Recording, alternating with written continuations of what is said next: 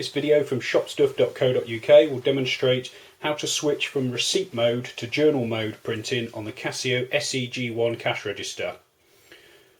This till is currently in receipt mode, so if we pop a sale through, we get a receipt printing out the front of the machine.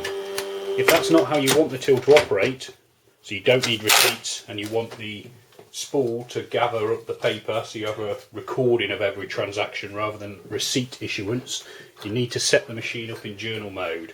To do this, turn the key round to the PGM position, then press number 1 followed by subtotal, then press number 0 followed by CH, and if we feed the paper through after turning round to the reg position, we can see on the printout that the machine is now in journal roll.